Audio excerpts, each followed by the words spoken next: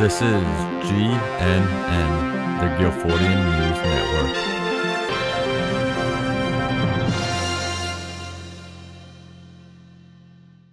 Hello Guilford, I'm Ashley Lynch with the Guilfordian News Network.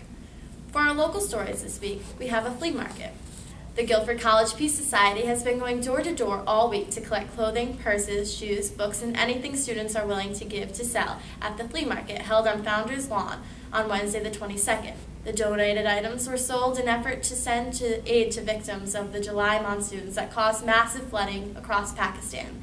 According to the BBC, the flooding affected 21 million people, with over $43 billion in damages and over 2,000 dead.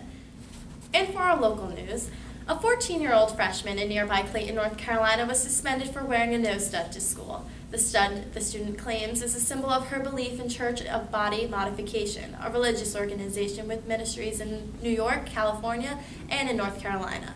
Clayton High School, however, expressly states in their student handbook that there should be no jewelry affixed to a student's nose, tongue, lip, cheek, or eyebrow, and ruled that they will not accept the Church of Body Modification as a legitimate religious exemption to the dress code.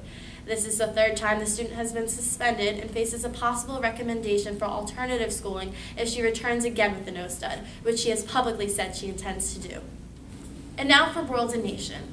There's news from the Gulf. The BP well is now officially dead. 1 day shy of the 5-month anniversary of April 20th Deepwater Horizon rig explosion that killed 11 workers.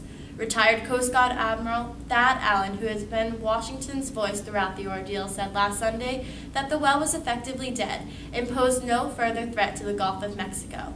This comes months after a temporary cap was placed on the well to contain the gushing oil. However, officials estimated that over 200 million gallons of oil have sped into the Gulf, creating the largest offshore oil spill in history. To stop the flow of the well, a new oil rig drilled a relief well that intersected the ruptured Macondo well and pumped cement into the bottom of the well, closing it off for good.